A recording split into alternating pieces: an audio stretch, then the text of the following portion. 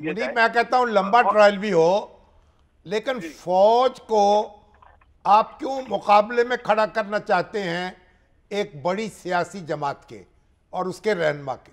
असल में ये बड़ा अहम सवाल है, बिल्कुल, जिसके बड़े मनफी असरात पड़ेंगे हमारे मुस्तकबिल पर। सर डेफिनेटली कॉन्सिक्वेंसेज इसके होंगे। शामिर साहब, गुजारिश ये है कि मैं अगर ये अर्ज कर पाऊं बहुत एहतराम के साथ कि इमरान खान साहब खड़े तो बहुत देर से हो गए थे फौज के सामने। हाँ, इस पैराहे में जो आप फरमा रहे हैं, हाँ ठीक है बिल्कुल, कि किसी भी इतने बड़े सियासी लीडर को फौज के सामने अगर आप खड़ा करेंगे तो वो एक तासुर बड़ा गलत जाएगा कि खुदा ना खास्ता फौज किसी शख्स को, सियासी रहनुमा को दबाना चाहती है या उसकी सियासी जो जिंदगी है उसको खत्म करना चाहती है। लेकिन जो कुछ 9 मई को हुआ वो भी ऐसा ही था जो शायद मैं या जामी साहब तो शायद उसको हम फोर्सी नहीं कर पाते, शायद आप क्योंकि तारीख बेहतर समझते हैं, शायद आपको अंदाजा होगा कि ऐसा कुछ भी हो सकता था। लेकिन मैं इतना कहूंगा कि इसके बारे में तासुर दुरुस्त नहीं है। ये एक पैरेलल जुडिशियल सिस्टम के तौर पर भी जाना जाता है, या इसको इसकी ये बदनाम इस हवाले से है, इसका कोई अच्छा नाम नहीं है।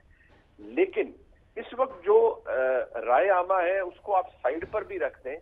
जो आपको एक सीमलेस किस्म का एक गुस्सा नजर आएगा, जो इस वक्त इज़्तिराब नजर आएगा मुतल्लिका हलकों के अंदर, वो देखने से ताल्लुक रखता है।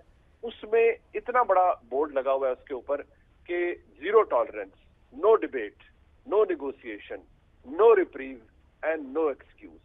ये लफ्ज मैंने जानबूझकर इस्तेमाल किए हैं इसलिए क्योंकि ये वो अल्फाज हैं जिनसे हमें या जिनसे हमें पता चल सकता है, कॉन्टेक्स्ट समझ आ सकता है कि इस वक्त मुल्क के अंदर हालात क्या है।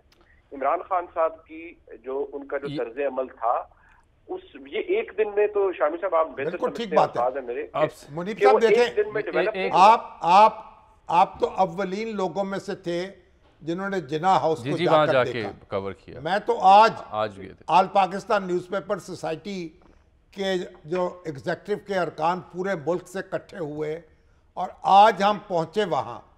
आज हमने वो देखा अपनी आंखों से किस तरह बर्बादी हुई है, किस तरह ताराज किया गया, उसको दिल खून के आंसू रोया।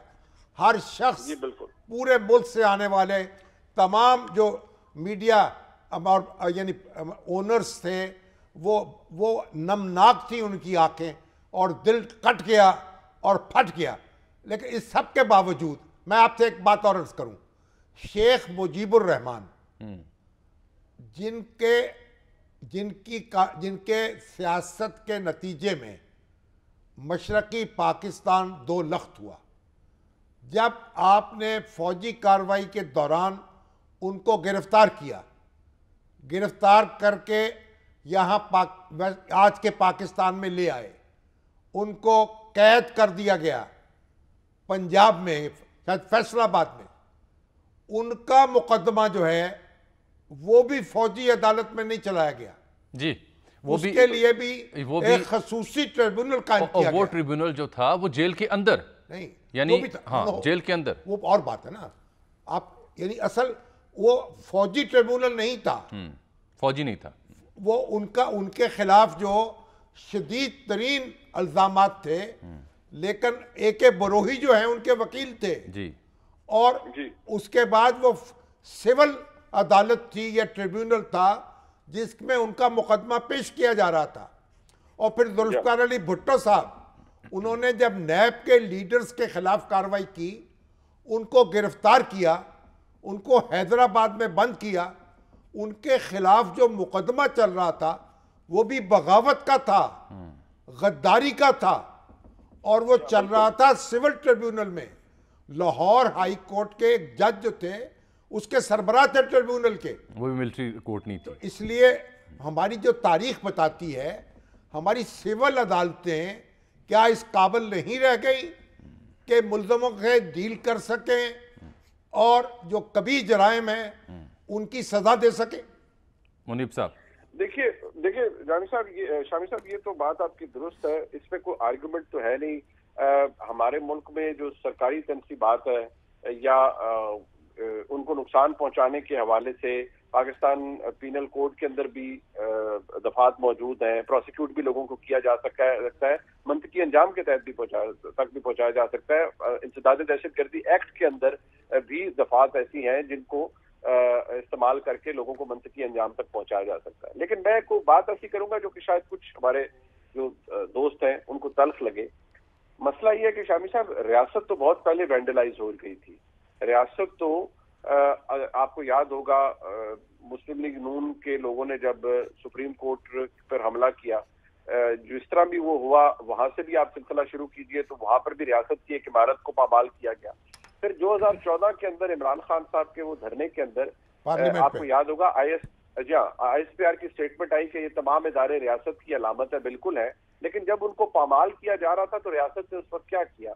आज हमारे जो भाई हैं जो पाकिस्तान की फौज के अंदर हैं, डेकोरेटेड अफसरान हैं, आज उनके दुख में मैं आप जामी साहब हम बराबर के शरीक हैं, क्योंकि हमारा दुख इदारे वेंडलाइज हुए हैं। वो हमारा दुख है, वो हमारे इदारे हैं और हमारा। ये आप दुरुस्त फरमा रहे हैं। अब जाते जाते वक्त की कमी है, ये बताएं, ये तो हो गया एक नुक्ता खान साहब के हवाले से और आप दोनों की राय से नाज़रीन तक पहुंच चुकी। इसके अलावा क्या जो जमात है, सियासी जमात पाकिस्तान तहरीक इंसाफ, उस पर भी पाबंदी की कोई राह निकालने की कोशिश कर रही है सरकार? गुंजाइश बनती है 9 मई के वाक़यात के हंगाम?